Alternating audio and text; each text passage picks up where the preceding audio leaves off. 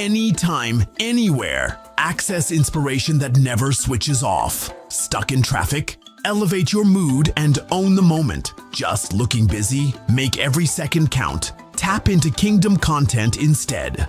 One tap, instant power, real transformation. Download the Elevate TV app now. Exclusively on Google Play.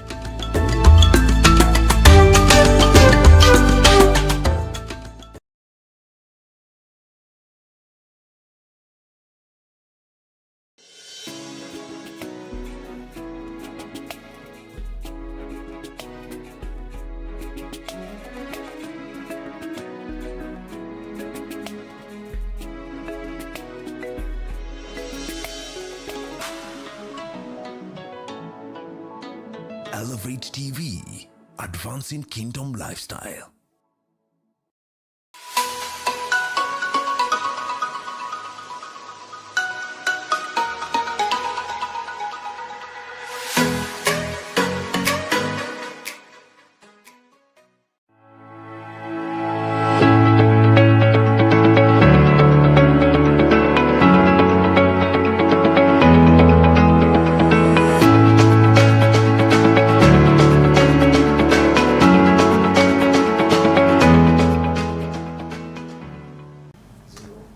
Good morning, this is Elevate Television, Advancing Kingdom Lifestyle, and this is the Wednesday edition of the Morning Digest. My name, 𝗪𝗂𝗧 𝗪𝗧, and I'm so glad to be part of your morning and just a beautiful time. This is a festive season, so we want to wish you amazing, happy holidays, and also to wish you that as you travel and as you do your holiday, beginning to rest and winding down, that you would find grace and find rest even to be able to arise in the next new year.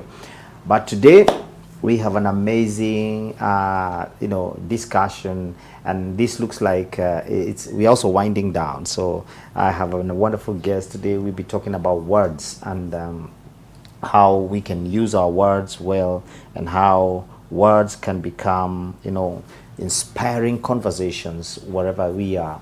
And as we begin to look at that, I have a wonderful guest. This is not a new person in this place. He's been here before. I call him the poet. This man is a runner. He's an author. This man is an IT guru. I mean, he's everything. But I'm glad to have Peter in the house. Karibu sana. Thank you. Karibu sana. Please look at that camera. Introduce yourselves. There are people who have not seen you. Yeah. Good morning, viewers, and happy holidays, Merry Christmas. My name is Peter 𝗪𝗧𝗏. Has been said, professionally I am an IT professional. Something they call enterprise architect.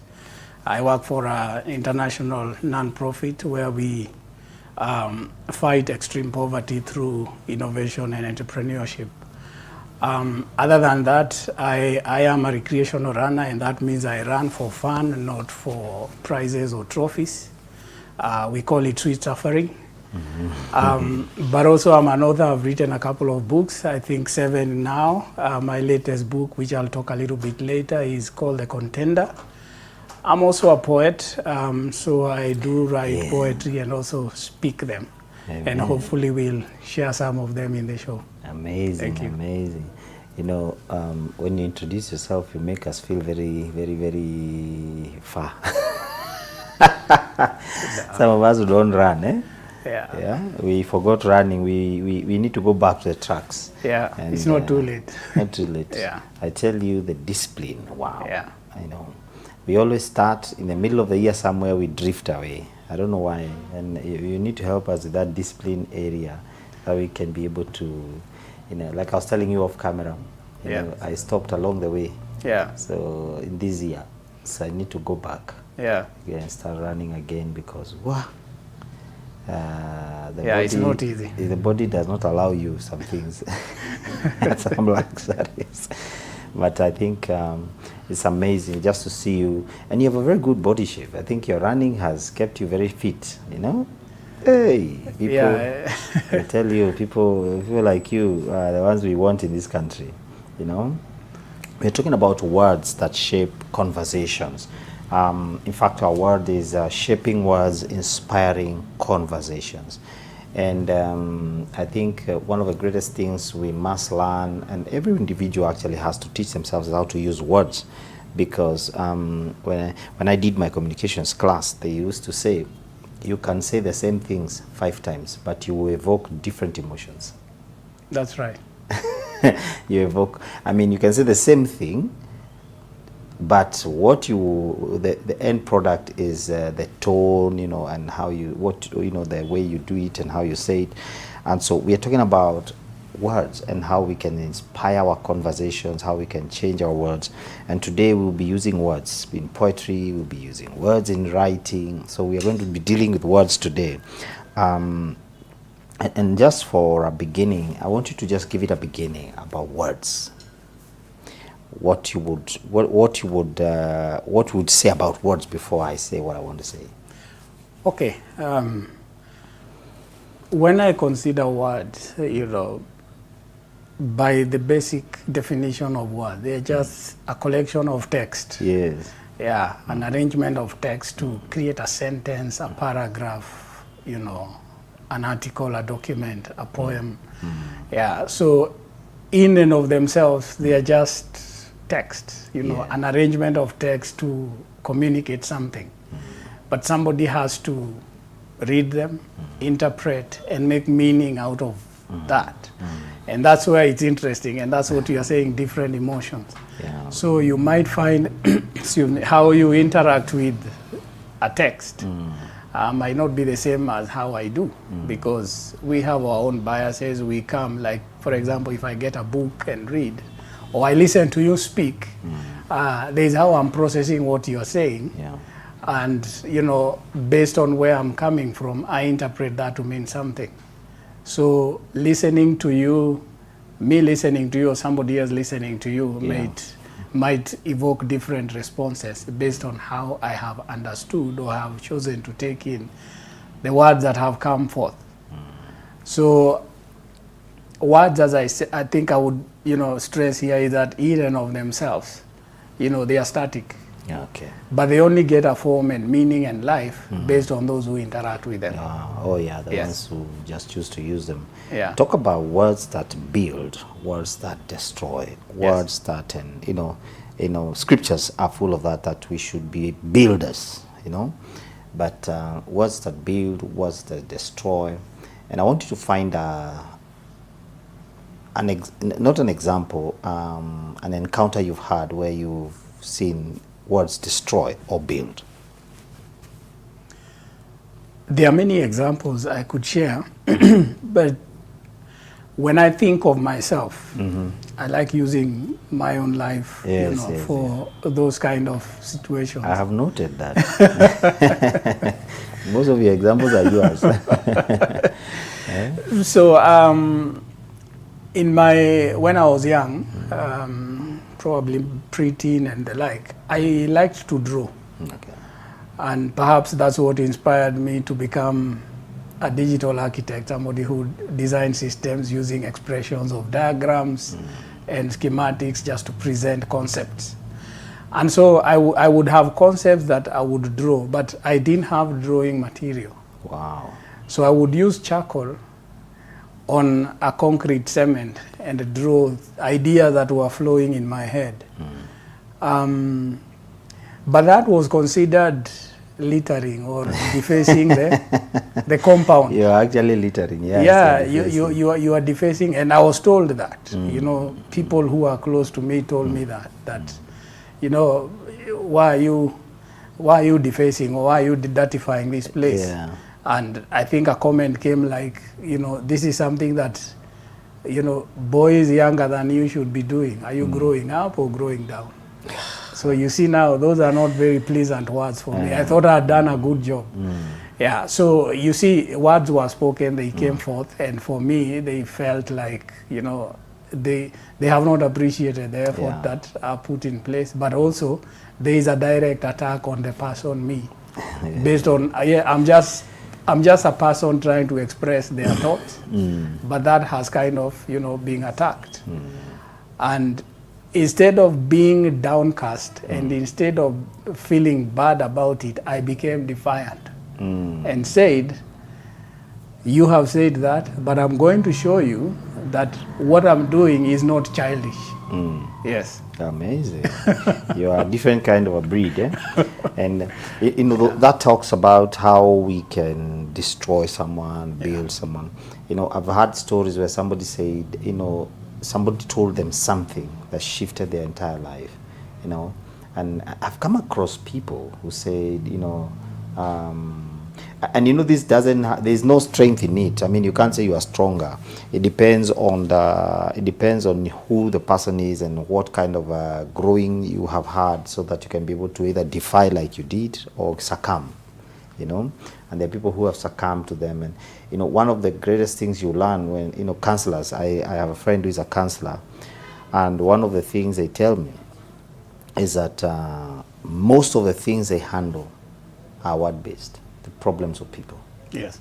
They have a foundation in words. And some people are dealing with, just to quote, demons of their childhood, you know, which was spoken into them by people, you know, telling them this, you can't, you are this, you are that, and brings out a very destroyed person, or very built person for that matter. And that's why we need to be careful.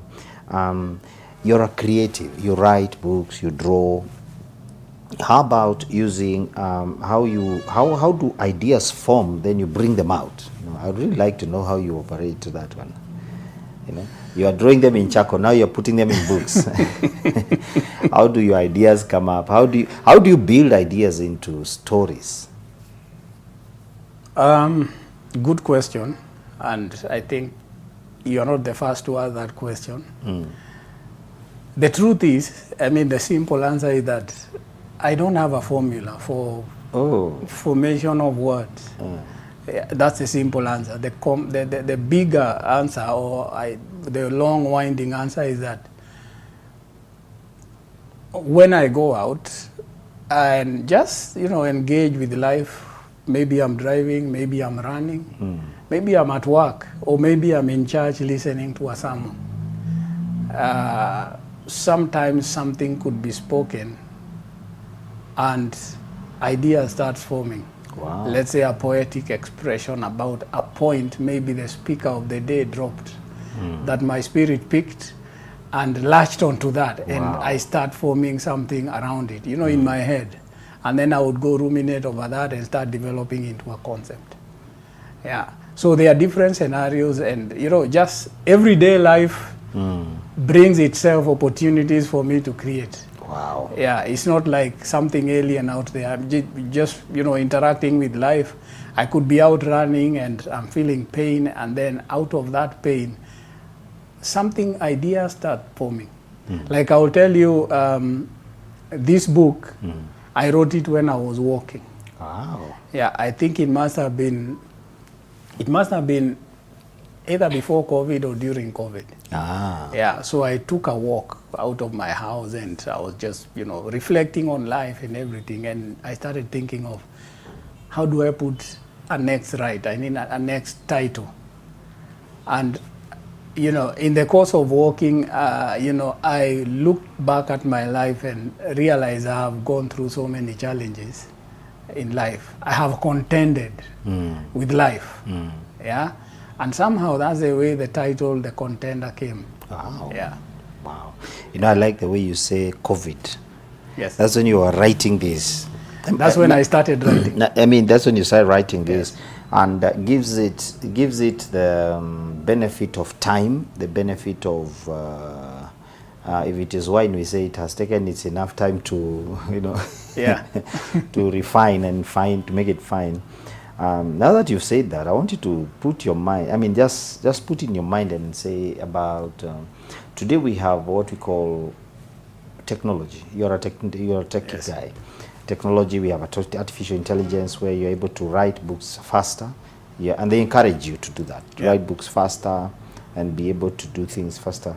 Have you encountered that kind of writing? And from your perspective, this is Peter's perspective, and ability, you know, that because we all understand that technology does not come to replace us, it comes to enhance life. And today people are writing with that, but the quality is still in question. the humanity is still in question, and the creativity. I want you to put your thoughts into it. Yeah, that's, I mean, it's there. We have tools that we didn't have. Like when I wrote my first book, we didn't have any of these tools. Yes. Yeah, even Google was, I mean, it was like very basic. So we've advanced technologically in terms of what we can do with technology, even in putting words, bringing out books, titles, you know, composing poetry, music, or whatever it is. So the creative side has also been enhanced through technology.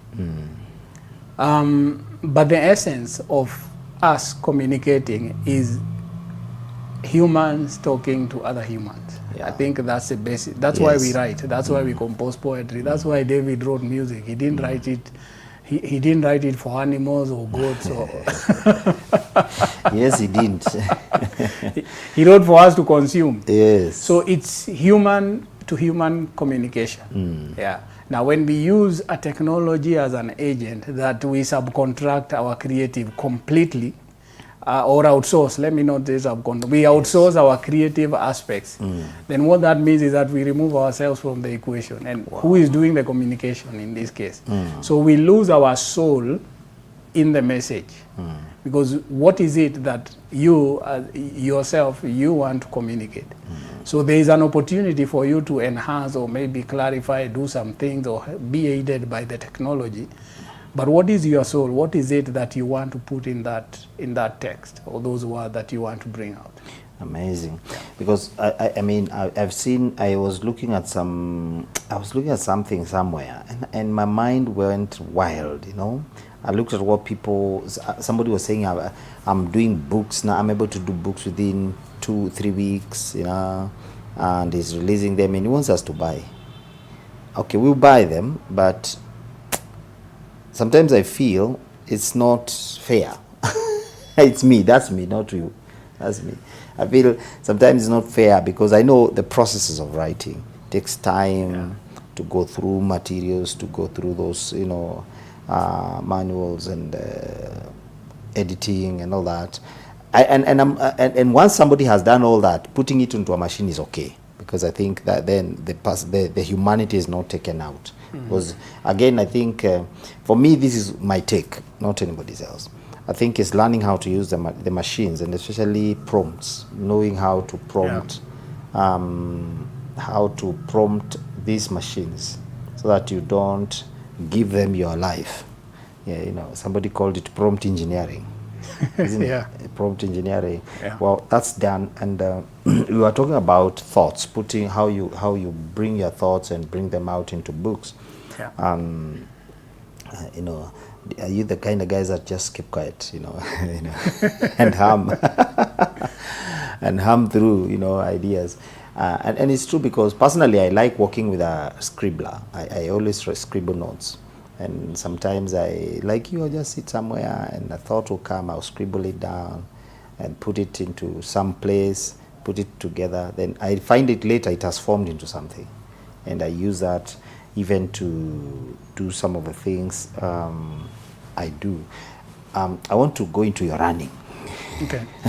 I think before we go to the running, and to the point you've just made about producing books quickly, we are rapidly industrializing. Yes. We've created lots of efficiency in terms of our lives. So basically our lives, we get things quickly. And not just reading material. Basically our life is configured for speed. I think that's what I see. Yeah. We're able to move from point A to B quicker. Because there are different options of travel. You can use Andudhi, you can use Uber. I mean, there are many ways to get somewhere quickly. Yeah. If we want food, for example, you know, we could order in, and there are all these different options. You know, if I need to talk to you, I don't have to come to where you are. I could contact you immediately, you know, on different instant messaging platforms. And so this culture of getting things quickly has also created pressure on the creatives to also get their ideas quickly. Which means then technology kind of facilitates that. But what is it that you endanger? What do you give away in the aspect for you to become so quick to get this out? And the question is, maybe we have glorified speed in areas that we actually need to slow down. Wow. Yeah. Wow, what a thought. That's sobering. It's true, we live a speedy life. It's true, we need, and we call it efficiency. Yes. We call it efficiency, but is it really efficiency sometimes? In fact, the question I should ask is this, in your opinion, what are we giving up? And I think that's an important question. What are we giving away? So we need efficiency. We need to be efficient. But as human beings, what has it made us become? Are we better? Are we more empathetic, reasonable, and everything? I think the level of impatience has gone up. Yes. Every time you have a small annoyance, something that puts you on hold, it's like the whole world has come down. I don't think that's healthy on us. Yes. Because every time we are annoyed, it has something on our health. It's true. Yeah. While, look at the Bible, there were waiting times, there were waiting periods. It's not like God couldn't be efficient in answering prayers. Yes. But he took his time just to, teach people to be patient. So in that patience, there's also a lesson. Yes. Yeah. Then tell me this, before we even go to the running. Yes. If we are that kind of a people, do you think we also are quick to listen? Or one time I sat somebody here during the Gen Z riots. Yes. There were young people I put here together. They were talking about, they were really expressing themselves. One lady silenced everyone here. And she said, okay, yes, the challenge is we are talking. They are saying they're listening, but are they hearing? Yeah. It just dawned like a ball. So you can listen and not hear. Yeah. So is that speed? Are we able to hear in that speed? You see, our ability to hear and process is also compromised by our desire to act and move.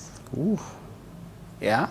So we are in this space where everybody is competing for airtime to say something. Yes. But we are also competing for airtime to make a decision to move forward. And mostly it is to make a decision that would make us stand out. So we don't take time to process what somebody is actually saying by even not saying what they have said. Because somebody could say something, but they actually meant to say something that has not come out. So do we have the patience to listen in and, kind of linger a little longer and ask that? So think about it. The conversation between the Samaritan woman and Jesus. There's something she was saying and not saying. Yes. But he brought it out at the end. She focused on the well, the water and everything. But he had a bigger, so he stayed a bit longer. Yeah. And he was patient enough to actually bring out the things that she was not saying and she needed to say. Yeah. Amazing. Yeah. So basically, we are giving up those very precious moments. Yes. So we need to slow down where human interaction is concerned, where connection is concerned. Why is it that we have mental health issues? Wow. We are saying people are not, the rise in cases of people, falling into depression and everything. I think we have a very fast-paced life where, people feel like we have not had or connected properly. Our connections are quick. We connect and disconnect. It's like Wi-Fi. I've connected with you. I needed what I needed from you. I have to move on to the next person and so forth. So we kind of feel used, abused, and everything. Yeah. A friend of mine, a few days ago, sent a photo. People came to visit him. Yes. They got a new baby, and people came to visit. Okay. So he took photos, and he did a caption on the photo. He said, "I'm so glad you came to visit. But I had a problem. When I looked at the photo, everybody was on phone. On that photo, I can show you. Everybody was on phone. And he's saying, thank you for coming to visit." So basically, they came to his space to do their business. There you go. But they said they visited. And you see, this is what I mean. the problem of what efficiency or is trying to do, because we think we are efficient in the sense that I can visit you and at the same time transact business. Yeah. I appear like I'm efficient, I'm here in person, but what am I doing? Yeah. I compromise both sides. I have not spent time with you, I have not heard you. There are things I needed to hear from you or get to know from you that I didn't. Yeah. We feel like if we focus on one thing that we are losing other things. The other side. But who made us believe that we must always be simultaneously connected to multiple things? Yeah. We've created this narrative that we must be multitaskers all the time. It's true. Me, I am one person who is completely against multitasking. So if I give you my time, it's your time. Rather, if I say I'm coming to see you, I will strive as much as possible to make it exclusively yours. Wow. Yeah. You know, I was with someone who is an elderly man. I said, if I'm going to meet you, and I find your phone on the table, that meeting is cancelled. Yeah. You know, there are people who meet, you're in a restaurant, Yeah. your phone is on the table, Yeah. and you've come to meet. Yes. He said, if I ever see your phone on the table, and he warned me, told me, don't put your phone on the table. We are meeting. Our meeting will last 40 minutes or 50 minutes. That's all and it was very clear. If I find it, there's no meeting. And I felt for somebody to come there, I'm sure, number one, he's trying to address a situation. Yeah. Or he has gone through a frustration of those kind of meetings where you're with somebody and they're busy on their phone, you know. And these are not children. These are big people, grown-ups. And so he says, if I find a phone on your table, I'm done. Yeah. But I also think we are losing our social skills in a way, in the sense that the awkwardness of being in person with someone overwhelms you to the point that you have to look for a distraction. And what's the distraction? Your phone. Yeah. So it's awkward being in your space. And sometimes it happens, especially with relatives you've not seen for long. You've gone to visit an uncle, it's awkward, the encounter, and after you've said greetings and tea is being made and really there is nothing else to say, you get to your phone and look like, you know, there is a meeting you are catching up with. But you don't want to process that awkwardness of silence. You must fill silence with an activity. An activity. Yeah. Wow. And we need to challenge ourselves to move beyond this, to learn to be able to be in spaces where we are bored.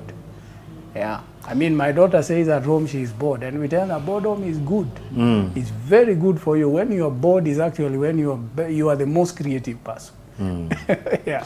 Yeah, because they are always on gadgets, so the thinking processes are not there. Yeah. The thinking is, I think, I'm not seeing it that way. I'm not seeing it that way. Eesh, Peter. You know, it's very normal to visit someone, and once the greetings are done, both of you, and it's normal, they don't mind. There you go. Even themselves, they pull out. Yeah. Before it used to be the TV. Yes. Now it's your phone. Yes. Whoa. Yeah. So basically, we are literally doing away with our social skills. Yeah. Wow. There's a time I visited up country. There are people I needed to see. That was mid this year. And these are people I had not seen for a long time. So I had a whole day. I could have done other things, you know, with the day. But I decided, let me go and see these people.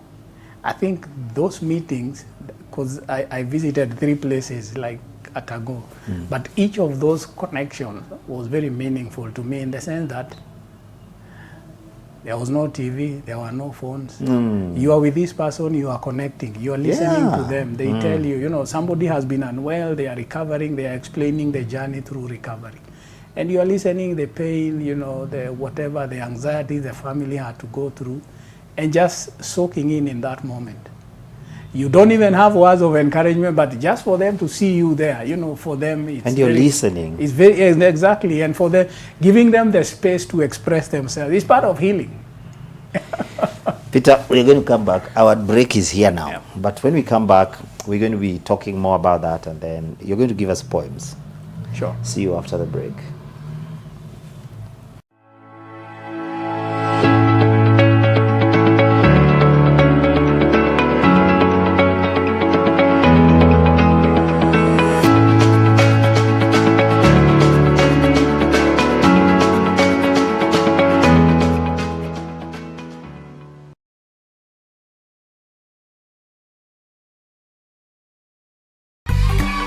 Looking for a school that provides a solid foundation for your little one? 𝗪𝗠𝗥 Christian School is now admitting children from 2 to 6 years old from January 2026. At 𝗪𝗠𝗥 Christian School, we understand that every child is unique.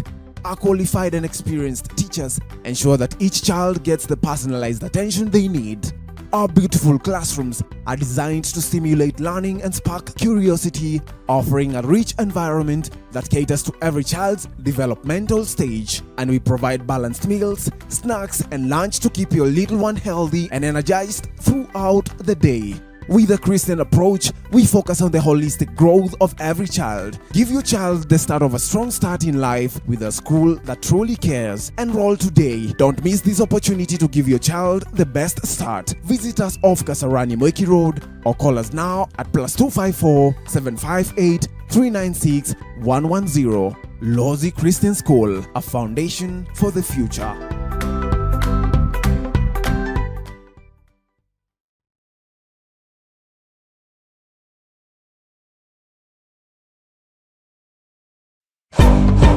Life Church International, the Apostolic House, is taking a bold step of faith, introducing the Infinity Eastern Bypass Land Project, our mission to secure land for God's house, a place where generations will be transformed. To encourage your support, Apostle 𝗪𝗲𝗠𝗪 is giving a powerful gift, his transformational book, Restructuring Your Money. With every gift of only 2,000 Kenyan shillings, you receive this life-changing book, personally autographed by Apostle David, and you sow into a legacy of faith.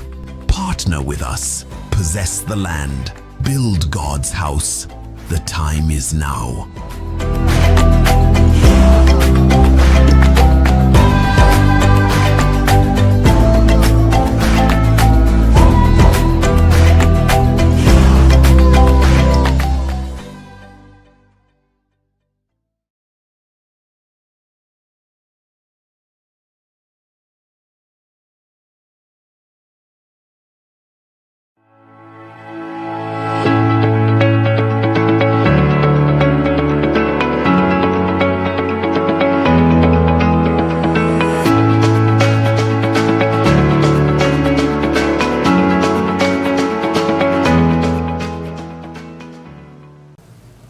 Welcome back. We are talking about words and inspiring conversations, and I think we ended it at a very, very, very bad place. We said we are losing our, our social skills.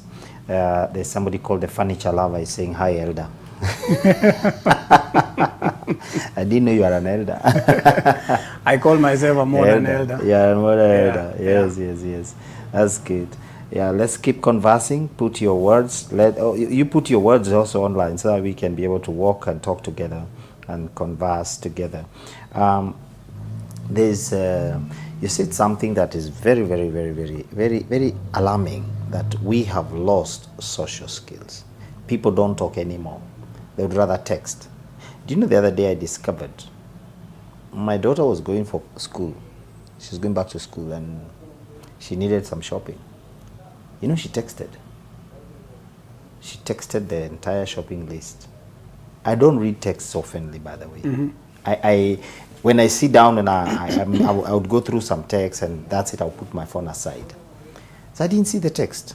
So she asked me, "Where is my shopping?" I said, "You didn't tell me." I said, "But I texted." I said, "No, you should have told me." Yeah. You don't text because there's no guarantee I'll read it. Yeah. I don't have a guarantee that I'll read your text. Mm-hmm. And so sometimes, because now even calls are very rare, it's texts. Yeah. You know, people say it's efficient to text. And it's true because sometimes you're in meetings. Yeah. But then I think it's good to drop in a call and give me, before we go, because I want you to give us one poem. Before you do that, give me one of your encounters where you are really, really, really, you've just said about your relative where you went to see and they were able to, and you ended it very well. You said the healing in just having somebody to listen. Have you ever gone the opposite of that? Where you were ignored and you're just there? Well, I have been in places where I feel it feels awkward, you're out of place. And, you know, you don't know anyone. You probably, you know, the host is busy, you know. So you are in a place, it's a strange place, it's a new place. Initially, because I have had a lot of growing to do also socially, generally I'm not an outgoing person who will go high, you know, even with strangers.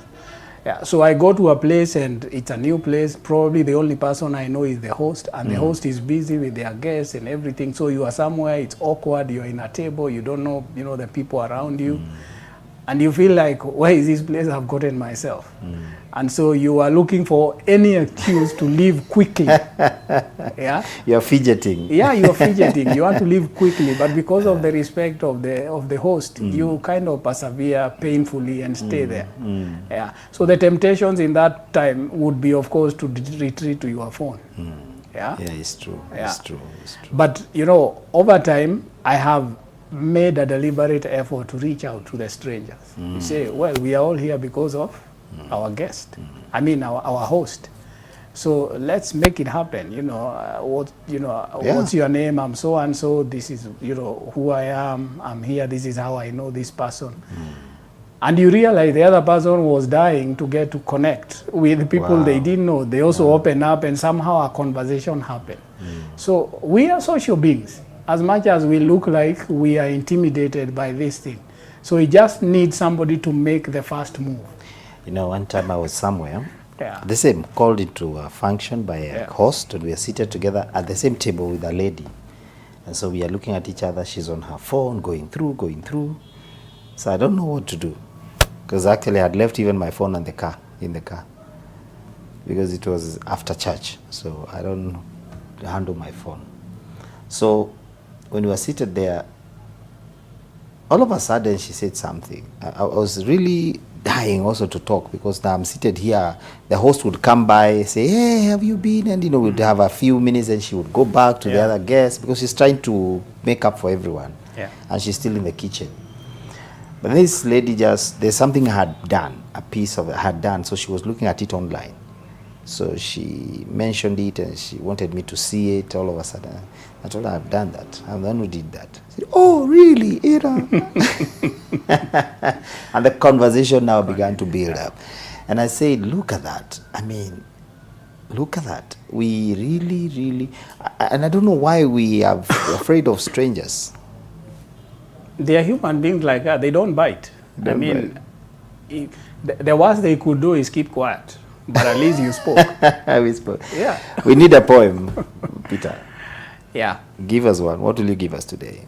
So it's the Christmas season. Ah, yes, it is. The city is lit. I think we have never seen this much light like we do in this season. Go to shopping malls, you know, we have lights.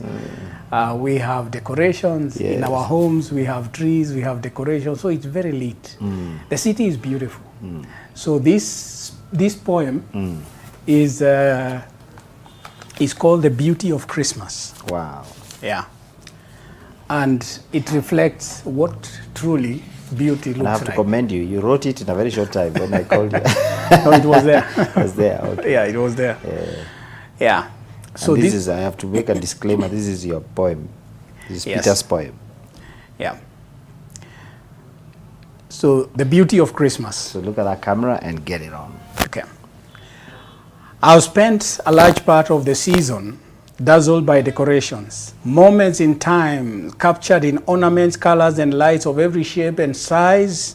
I've been mesmerized by the sparkle of sleigh bells and snowflakes, by stories of Santa choosing homes to gift, until my heart rushed with longing as if joy could be wrapped in boxes beneath a tree. It looked like a dream. I was caught up in the scene. I found my heart drifting further and further away into want.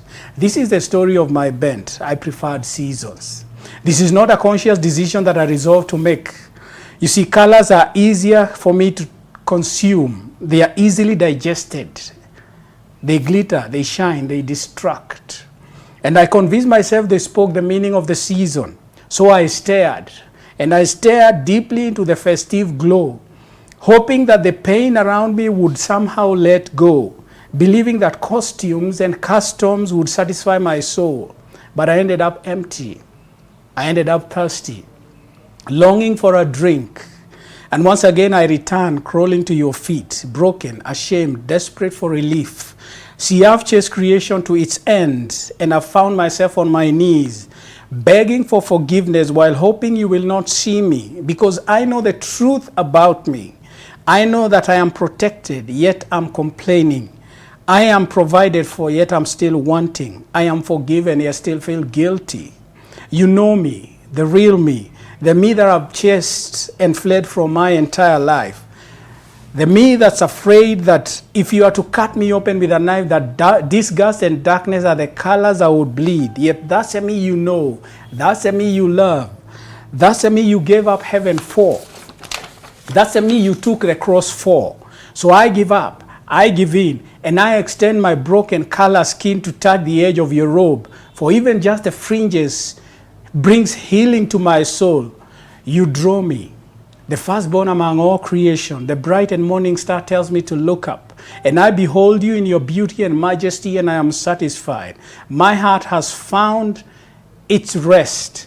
You remind me that Christmas is not about lights or sleighs. It's neither discount nor decorated trees. It's about you. The Word became flesh in a manger, heaven's beauty clothed in humility, laid in a manger as told in nativity, willingly standing in my place at the cross of Calvary, died and buried in a tomb. What a loss, tragedy. But on the third day rose in victory to ransom me, to redeem me, to refine me, to define me. Your beauty is much more than decoration. Your presence has given my soul satisfaction. Resurrection brings salvation. And when I look into your face, colors and costumes grow strangely dim. And for the first time, I see Christmas clearly, unfiltered by chimneys of empty promises. But in Christ, who is pure love, I am drawn into grace, into truth, into love. You're all that I see, all that I know. A son returning to his father, and a father running to meet me on the road, welcoming me home. Before I could whisper the words, I'm sorry, you tell me that you already know. You are better than the lights I have been chasing. You are beautiful. You are my joy in the joyless chaos. You are beautiful. Peace through the storms. Comfort in affliction. You are beautiful, and you will forever be. So fix my eyes to consistently see. Cause my mind to constantly think. Give my heart new carols to sing. Fill my lungs so they always breathe. You, Emmanuel, bright and morning star, God with us, for you are beautiful. Amazing, amazing, amazing. Eish, brother. By the way, do you patent them? Sorry? Do you patent your poems? Formally, no, but I try as much to attribute. Or maybe put a book. I Yes. think you have a book on poems. Yeah, the ones, even this one has a couple of poems. So Yes. when they go into a book, obviously, then they are copyrighted. Amazing. Yes. So that's great. I know there's one you did, Yasheng. I will not forget that one. Yes. Somebody listened to it, and how you find beauty in ordinary moments to write poems. I think, Peter, you are very creative. We thank God. Thank God for the Peter, you are creativity. real creative. And I think you need to be. What kind of coach is that? Bringing out gifts out of people. What kind of coach is that? Who brings that? Draws out from people what they are hiding in their bodies, in their lives. I think we have a number of them who just, they are called them life coaches. I believe people who help you discover what God has deposited in you and exploit it. Amazing. Yeah. When you're talking about writing, I remembered someone who said everybody is a storyteller. Yes. And it's true. It's true. If you sit around some guys, they will tell you stories. In high school, we used to have a guy. This guy would create stories. You just sit and he would create stories, would sit around and listen to that guy. I don't know where he went, by the way. Probably he's still around somewhere. He's still around somewhere. I don't know where he went. That guy had stories. Yeah. And later, actually, later discover they were lies. Made up stories. Made up stories. Not even lies. Let's call them fiction. Yes, they were just fiction, fiction stories. Yeah. And he was there and able to, amazing. Everybody's a storyteller. Yeah, we all have stories. Stories about ourselves, stories about experiences we've gone through. Just because we have not spoken them or verbalized or written them down does not mean they are not there. I think words bring life to the experiences we go through. Amazing. Yes. Yeah, words bring life. And talking about words, you know, it's so amazing that it's all about words. You know, words can get you anywhere. You know, Yeah. the way you use them, it can get you anywhere. Tell me, where time do you get to run? Let's come back to running. The time I get to, to run. You know, you seem to have a longer day than us. You must have a longer day than us. Not really. I believe this part of the conversation will be very exciting for my running friends who are listening and Your watching. running mates. My running mates. Alan, are you listening? Yeah, so I mean, I have 24 hours like everybody else. I just intentionally try to plan it around my running schedule. So like so what happens is there are running seasons. So I sign up for a race. Okay. And a race would be in a point in time. So like this year I had 2 races, one in April and one in October. So I signed up for the April race in November last year. And then I signed up for a training program for the April race in December of last year. So I started training for that race in December. Wow. So December, January, February, March, I was training for the April race. So that means that 3-4 months period was very intense. I had to do morning run, I had to do some physiotherapy, I had to do strength work, and then I still have to do life. I have to go to work, I have to go to church, I have to go for men's meeting, I have to do all these things that I need to do. I have to visit relatives, I have to show up. I'm an uncle, people need my time and everything. Hey, yeah. You So generally I do my runs in the morning. It's easier that way. So I start the day with a run. Wake up at 4, go do my 2-hour run. 6 o'clock I'm back, freshen up. If I'm taking my daughter to school, I drop her, I come back, shower, then by 7:30 I'm ready to go to the office and the day ends. So by the time the day is ending, 6 o'clock I'm done with the office, I'm going home.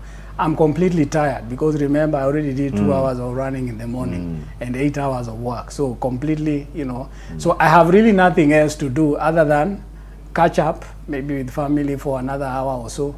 By 8:30 I'm finished, I'm going to sleep. Wow. Because the following day I'll still have to wake up at 4 and go out. Yes. Amazing. So it's a discipline you just created. Yes. Hey. I think anyway, discipline is discipline. It's only that sometimes most of ours are interrupted. Do we permit those? What do you do with those interruptions? And they do come, and some of them really they are justifiable. So I'll tell you, like sometimes we have early morning calls from the office. So you need to take a call at 8 in the morning. And you need to do, let's say, a 22-kilometer run on a Tuesday. Sorry, on a, let's say, a Monday or a Wednesday. You have 22 km you need to run. You have an 8 o'clock meeting. What do you do? 22 kilometers would, on the least side, take you like 2 hours or thereabout. Yes. You know? So when do you do the 2 hours to be ready at 8? So you and have do to all these earlier. other things. So sometimes, you know, you negotiate maybe with the coach, because we do have a coach. It's a formal coaching program. Wow. So you negotiate with the coach and say, can I shift this run on this day and run it on this other day because this day looks packed. Yeah. Amazing. Yeah. So wow, it's amazing. Let's talk about the Contender, the Yes. book. Yeah. What is it all about? So the Contender, as I mentioned, is basically contending with life. And it takes different perspectives. So it begins with the story of David. So David steps in the battlefield, or he's going to see his brothers. He's been sent, he's a messenger. So his dad sends him to the battlefield to see how his brothers are doing. And then he gets there, he realizes the situation is much bigger than the food he's taking. It's a national crisis. It's a crisis. Yeah. Yes. And nobody knows what to do. And so he steps forward. So the point here is David did not leave home planning to go and fight Goliath. It's like this battle was thrown to him. And opportunity came and he stepped forward Yes. and said, I will do this with what I have. So if you think about it, nobody knew David. So he was this person they call the unknown. David was stepping as an unknown, and we are all unknowns in a way, in some point, and we have to contend to be known. Yes. Yeah. So the book has different characterizations of things. So we have unknowns, we have those who are wants to watch. So when David defeated Goliath, now he became known. But then he became one to watch. Okay, this guy is, you know, he can fight. He's brought to the palace. Now he's one to watch. This is a guy we need to keep our eye on. Yes. And even athletes, we have that. You know, we didn't know, for example, Kiptum. We only knew Kipchoge. Then all of a sudden, he ran a marathon in a world record time, and all the world started eyes now. are on him now. This is a one to watch. He, you know, Paris Olympics is going to break the record. And then, unfortunately, he passed on before the Olympics. Yeah. So there are different stages of life. But we also have veterans, people who've been fighting. You know, we know them. They are perennial losers, but are they perennial losers as such? We also have late bloomers. You know, it's not too late to start. Yeah. Yeah. So you have people who maybe later in their career they become better, like wine. Yeah. And this is a call, especially for people who are approaching certain ages, 50 and above, where they feel like the world no longer sees their usefulness. How do you reinvent yourself to continue being relevant? Wow. So those are part of the thoughts in the book. Those are part of the thoughts in the book. Amazing. I like the way you put your book. You use your life just to speak out. So is this book ready out, or it's already out? It came out in, I think, April. Yes. Yeah. So it's out in the market. It's going for 700 shillings. Yeah. So if you need the book, the numbers are on your screen there. You can get in touch with us, and we can get you the book by Peter Muya, The Contender. Peter, time is running out for us. Today, I think our time is like the time you work. Talk about the next generation of writers. What do you envision? What do you envision for them? So the next generation of writers, I think they have a unique challenge. Or they have a different dispensation, because they are entering a space where their audience is distracted. Is already distracted. Yeah. Wow. Yeah. I mean, if you look at the attention economy, there are things that are fighting for the attention of the work that they are going to create, or they are creating. Yeah. So this is someone who has a phone, they have other things they are doing, and you're giving them a book. Yeah. Even if that book is not in physical print, let's say it's an e-book, the devices they are using for the e-book also have other apps and other things they are doing. So they have this challenge of ensuring that they are able to captivate and ensure that they capture the attentions of the audience to be able to you know, kind of reflect, you know, digest the content and interact with it in a meaningful way that brings out the intention of what they are writing. Because the other thing I see, you know, now with AI, you actually don't have to read. It's not just writing. You don't have to read something. So you can put it, you know, on ChatGPT and tell it, you know, summarize for me this what is being said, and then it gives you a summary. Let's say a paragraph of a 200-page book. So have you read? Have you read? I was talking to one of those young people I was telling you about here. Yeah. Amazingly, she's a PhD student now. And she told me, I mean, I was asking, how are you able to do activism? Yeah, you know, you're basically, I can see you're always on your phone, you know, this. I said, no, I don't read books. I listen to books. Yeah. So she walks with headphones, always listen. She says that's how she does her books, and she's able now to come up with summaries. She's always listening. That's how she reads her books. And I said, wow. So we should not, all is not lost. Yeah, that's true. All is not lost. And I think that's also an opportunity to exploit. Especially now, I see we are getting into a space where people are also becoming conscious about their health. I'm encouraged to see younger people taking to running or some form of fitness. Yes. Yeah. But you find that they are running with headphones on. Oh. So instead of listening to music or to your favorite beat, yes, yeah, put a podcast there, a book, an audio book, And for the 2 hours you're running, listen to the contender in audio form. Because it's out here. Yeah. We have the contender, it's able to read, the contender is out to read. Yeah. I have less than 5 minutes. Okay. Do you think you have a poem in less than 5 minutes? I'll try to summarize one in 5 minutes. Not 5. You better do 2. Okay. All right. So, Summarize. I'll run through it quickly. Yeah. So this is about Adam. Yeah, the first man. Now Adam fell. Yeah. But what would Adam think of Christmas? That's the perspective of the poem. What would Adam think of Christmas? Yes. As dust danced in divine stillness and breath awaited his first whisper, I nestled in the lungs of the Creator. Creation had a rhythm, a 6-day symphony I knew nothing of. Daylight split from darkness and earth obeyed every command. Firmaments formed and waters found their boundaries. Then came the naming. Antelopes ambled beside bears, cheetahs chased with dolphins, dove. Eagles soared as foxes in the forest. Giraffes grazed as hippos huddled. Impalas leapt past jaguars. Kangaroos kicked near lounging leopards. Millipedes mingled with newts. Octopuses puzzled me, penguins amused me. Quails quivered with rattlesnakes. Sloths slept, tortoises trudged, and unicorns, well, they were imagined. Vultures circled, warthogs wallowed, and extraterrestrials were non-existent. Yaks yawned and zebras zigzagged. I was alive, I was naming, I was co-creating. Eden was home. And then Eve, a companion, a gift, a mirror. But curiosity crept in. I wanted more than Eden. I wanted God's place. The fruit was simple. No rituals, no waiting. Just bite and become. I bit, I broke, I became aware. Shame clothed me faster than fig leaves could. I blamed, I hid, I lost.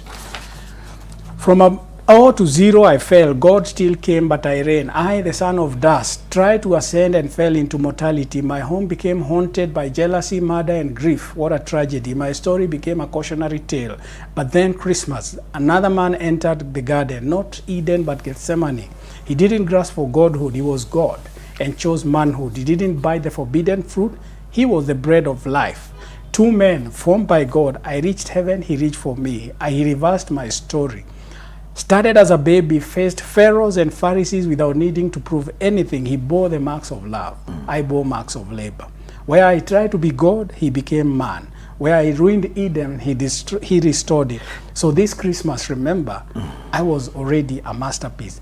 I had nothing to prove because he proved everything through love. Merry Christmas. Amazing. Merry Christmas. A final one. Yes. The always question I always ask, mentorship. Yes. If I get a call, I should pass the number. Yes. I should pass the number. Yes. Amazing. That's all we could have today. This has been an amazing year sitting in the studios and just creating content for every other Wednesday. Has been a blessing and has been a pleasure for us and for me.